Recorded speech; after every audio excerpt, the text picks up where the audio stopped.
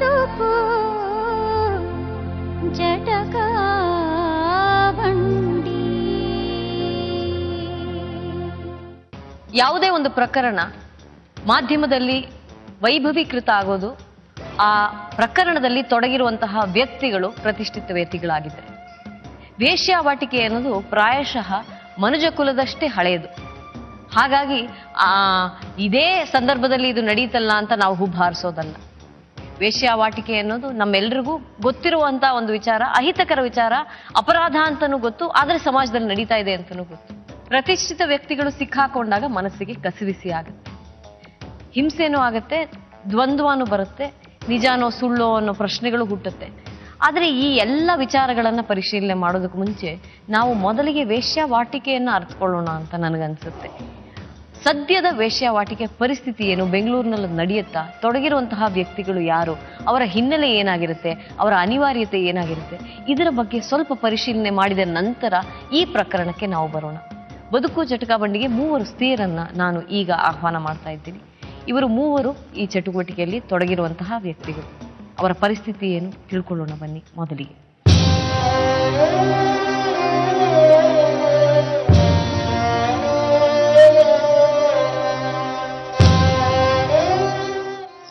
ನಿಮ್ಮ 3 ಜನಕ್ಕೆ ಬದುಕು ಜಟಕಾ ಬಂಡಿಗೆ ಸ್ವಾಗತ. ಎಲ್ಲಿಯವರಮ್ಮ ನೀವು? ನಾವು ನಗರದ ಕಡೆಯವರು, ಚಾಮರಾಜನಗರ. ಅದ್ರ ಬೆಂಗಳೂರಲ್ಲೇ ಇದೆ. ಎಷ್ಟು ವರ್ಷದಿಂದಮ್ಮ? 30 ವರ್ಷ ಆಯ್ತು. 30 ವರ್ಷ. ನೀವು? ಅರ್ಚನಾ ಅಂತೇಳಿ. ನಾನು ಬೆಂಗಳೂರಲ್ಲೇ ಇರೋದು, ಹೊಸಕೋಟೆಯವರು, ಬೆಂಗಳೂರಿನಲ್ಲೇ ಇದ್ದೀರಿ. ಎಷ್ಟು ವರ್ಷದಿಂದ ಇದ್ದೀರಮ್ಮ? 5 ವರ್ಷದಿಂದ ಇದ್ದೀನಿ. 5 ವರ್ಷದಿಂದ ಇದ್ದೀರಿ. ನೀವಮ್ಮ? ನನ್ನ ಹೆಸರು ಗೀತಾ ಅಂತ. ನಾನು ಬೆಂಗಳೂರಲ್ಲಿ 20 ವರ್ಷದಿಂದ ಇಲ್ಲೇ ಇದ್ದೀನಿ. ಇಲ್ಲೇ ಇದ್ದೀರಿ. ಇಲ್ಲಿಯವರೇ. ಗಂಡ ನಿಮ್ಮೊಂದಿಗಿದ್ದಾರಮ್ಮ? ಇಲ್ಲ ಮೇಡಮ್, ಅವ್ರ ಎಸ್ಪೇಡ 3 ವರ್ಷ ಆಯ್ತು. 3 ವರ್ಷ. ಈ ಥರದ ಕೆಲ್ಸಕ್ಕೆ ಬಂದು ಎಷ್ಟು ವರ್ಷ ಆಯ್ತು? 8 ವರ್ಷ ಆಯ್ತು. 8 ವರ್ಷ. ಯಾತಕ್ಕಾಗ? ಮನೆಯಲ್ಲಿ ಮೊದಲೇ ನಮಗೆ ತುಂಬ ಪ್ರಾಬ್ಲಮ್ ಇದ್ದಿತ್ತು. ಬಡತನ ಒಂದು. ಹೌದು. ಅದರಿಂದ ಮಕ್ಕಳನ್ನ ಸಾಕಾಗ್ತಾ ಇಲ್ಲ. ಅದಕ್ಕೆ ಗಂಡ ತಂದು ಹಾಕ್ತಾ ಇರಲಿಲ್ಲ? ಇಲ್ಲ. ಏನ್ ಕೆಲಸ ಮಾಡ್ತಾ ಇದ್ರು? ಅವರು ಕೂಲಿ ಕೆಲಸ ಮಾಡ್ತಾ ಇದ್ದಿದ್ದು. ತುಂಬಾನೇ ಕುಡಿದು ತಿಂದು ಗಲಾಟೆ ಮಾಡೋದು, ಹೊಡೆಯೋದು, ಬಡಿಯೋದು, ಪ್ರತಿಯೊಂದನ್ನು ಭಾಳ ಹಿಂಸೆ ಕೊಡ್ತಾ ಇದ್ರು. ಹೇಗಮ್ಮ ತೊಡಗಿದ್ವಿ? ಹೇಗೆ ತೊಡಗಿದ್ರಿ ಅಂದ್ರೆ ನಮಗೆ ಮುಂದೆ ದಾರಿನೇ ಇರಲಿಲ್ಲ ಮೇಡಮ್. ಬೇರೆ ಏನ್ ಮಾಡ್ಬೇಕು ಅಂತ ಗೊತ್ತಿಲ್ಲ. ಯಾತಕ್ಕಾಗಿ ಮಾಡಿದ್ರಿ ಅಂತ ನಾನು ಕೇಳ್ತಾ ಇಲ್ಲ. ಬಡತನ ಅಂತ ಹೇಳಿದ್ರಲ್ಲ, ಅದಕ್ಕಿಂತ ದೊಡ್ಡ ಕಾರಣ ಇರೋಕ್ ಸಾಧ್ಯ ಇಲ್ಲ. ಹೇಗೆ ಇದನ್ನು ಪ್ರವೇಶ ಮಾಡಿದ್ರಿ? ಬೇರೆ ಫ್ರೆಂಡ್ಶಿಪ್ ಇಂದ ನಾವು ಬಂದಂತಿದ್ದು. ಬೇರೆ ಯಾರೋ ಫ್ರೆಂಡ್ಸ್ ಇದ್ರು, ಅವ್ರು ಕರ್ಕೊಂಡೋಗಿ ಬೇರೆ ಒಂದು ಬ್ರಾತಲ್ ಮನೆಗೆ ಬಿಟ್ರು. ಮಕ್ಕಳು ಎಲ್ಲಿರ್ತಾರೆ? ನೀವಲ್ಲಿದ್ರು? ಮಕ್ಕಳು ಮನೇಲಿ ಇರ್ತಾರೆ. ನಾವು ಬೇರೆ ಕಡೆ ಮನೆಗೆ ಹೋಗಿ. ಮಕ್ಳಿಗೆ ಗೊತ್ತಾಗತ್ತಮ್ಮ? ಗೊತ್ತಿಲ್ಲ.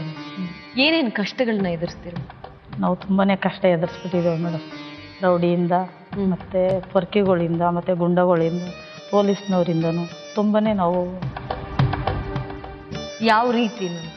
ಎಲ್ಲೂ ಪೊಲೀಸ್ನವರಿಗೆ ನೋಟಾಡಾದ್ರೆ ಕಷ್ಟ ಅಂತೇಳಿ ಅದಕ್ಕೆ ಭಯ ಬೀಳ್ತಾ ಇದ್ದೋ.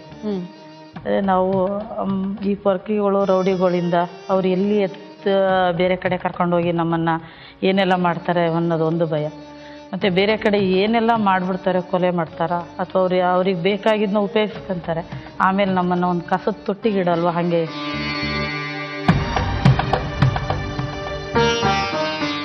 ಆ ಭಯದಿಂದನೂ ನಾವು ಮಾಡಿರೋ ಅಂತಿದ್ದು. ನೀವು ಹೇಗೆ ಮಾತಾಡಿದ್ರಿ? ಆ್ಯಕ್ಚುಲಿ ನಮ್ಮದು ಚೆನ್ನಾಗಿದೆ ಸಂಸಾರನೇ. ನಮ್ಮದು ಮದುವೆ, ನಮ್ಮ ತಂದೆ ಮದುವೆ ಮಾಡೋಕ್ಕೆ ಅವ್ರ ಹತ್ರ ದುಡ್ಡಿದ್ದಿಲ್ಲ. ಅಂದರೆ ಸಪೋಸ್ ಯಾರೋ ಒಬ್ಬರು ಹೇಳೋರು ಹುಡುಗ ಚಂದ ಅಂತ ಅವ್ರಿಗೆ ಮದುವೆ ಮಾಡಿದ್ದು. ಅವ್ರಿಗೆ ಆ್ಯಕ್ಚುಲಿ ಮದುವೆ ಆಯಿತು ಗೊತ್ತಿಲ್ಲ ಅವರಿಗೆ. ನಮ್ಮ ಮಗಳೆಲ್ಲ ಹುಟ್ಟಿ ಒಂದು 3 ವರ್ಷ ಆದಮೇಲೆ ಗೊತ್ತಾಯ್ತು. ಅವ್ರಿಗೆ ಮುಂಚೆನೇ ಮದುವೆ ಆಗಿತ್ತು. 15 ವರ್ಷ ನಮ್ಮ ಸಂಸಾರ ಆತಂಗೆ ಚೆನ್ನಾಗಿತ್ತು. ನಮ್ಮ ಹಸ್ಬೆಂಡ್ ಎಕ್ಸ್ಪೈರ್ಡ್ 2005 ಎಕ್ಸ್ಪೈರ್ಡ್ ಆದರು. ಅವಾಗೆಲ್ಲ ಕರೆಸಿದ್ರು, ಬಂದು ಚೆನ್ನಾಗಿದ್ರು. ನಮ್ಮ ಯಜಮಾನ್ರ ತನಕ ಎಲ್ಲ ಚೆನ್ನಾಗಿದ್ರು, ಬಂದು ಹೋಗೆಲ್ಲ ಮಾಡ್ತಿದ್ರು. ಅವ್ರು ತೀರ್ಕೊಂಡ್ಮೇಲೆ ನನಗೆ ಬದುಕಕ್ಕೆ ಕೆಲಸ ಬೇಕಾಯಿತು. ಯಾಕೆಂದ್ರೆ ನಮ್ಮವರು ಎಲ್ಲ ಬಿಟ್ಬಿಟ್ರೆ, ಎಲ್ಲ ಸತ್ಯಸೋಷಣ ಚಿಕ್ಕ ಮಗು ಹುಡುಕೊಂಡು ಬರ್ತಾ ಇನ್ನು ನಮ್ಮ ಮನೆಗಳಿಗೆ ಬಂದು ನಾವು ನಮ್ಮ ಎಲ್ಲಿ ಬೆಂಗಳೂರಲ್ಲೇ ಹುಡುಕೊಂಡು ಬಂದ್ರು ನೀವು? ಎಲ್ಲಿ ಈ ಥರದ ಕೆಲಸ? ಬೆಂಗಳೂರಿಗೆ ಬರಲಿಲ್ಲ ನಾನು, ಅಲ್ಲಿದ್ದೆ. ನಾನು ಅವಾಗ ನಮ್ಮ ಓನ್ ಬಿಸ್ನೆಸ್ ಹೋಯಿತು, ನಾರ್ತ್ ಕರ್ನಾಟಕದಲ್ಲಿ ಹೋಯಿತು. ಅಲ್ಲಿದ್ದು ಅಲ್ಲಿ ಅನ್ಎಕ್ಸ್ಪೆಕ್ಟೆಡ್ ನಮ್ಮ ಯಜಮಾನ್ ತೀರ್ಕೊಂಡಿದ್ದು. ಅಲ್ಲಿ ಹೋಗಿ ನನಗೆ ಕೆಲಸ ಬೇಕಾಯಿತು. ನನಗೆ ಅಲ್ಲಿಂದ ಇಲ್ಲಿ ಬರೋಕ್ಕೆ ನಂಗೆ ದಾರಿ ಇದ್ದಿಲ್ಲ.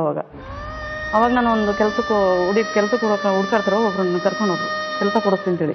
ಅದು ಅವ್ರು ಕರೆದಾಗ ನಾನು ಹೇಳಿದೆ, ಇವತ್ತು ಸಂಡೇ, ಇವತ್ತು ಯಾವುದೋ ಆಫೀಸ್ ಓಪನ್ ಇರಲ್ಲ, ಇವತ್ತು ಬರಲ್ಲ ನಂದು. ಇಲ್ಲ, ಇವತ್ತು ನಿಮ್ಮನ್ನು ಕರೀತಾರೆ, ಇವತ್ತು ಅವ್ರು ನಿಮ್ಮದು ರೆಸ್ಯೂಮ್ ಎಲ್ಲ ತಗೊಂಡು ಯಾರು ಬರಬೇಕು ಅಂದರು. ನಾನು ಅಲ್ಲಿಗೆ ಹೋದಾಗ ಅವ್ರು ನನ್ನ ದೂಕಿದೆ ಈ ದಾರಿ ಹೋದ್ರು.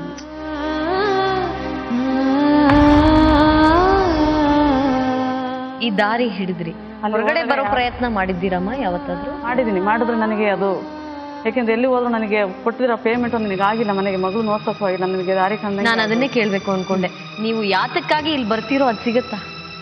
ಹಣಕ್ಕಾಗಿ ಬರ್ತೀರಿ, ಅದು ಸಿಗುತ್ತಾ ನೀವು ಅನ್ಕೊಂಡಷ್ಟು ಅಥವಾ ನಿಮಗೆ ಬೇಕಿರೋ ಅಷ್ಟು? ಇಲ್ಲ ಮೇಡಮ್.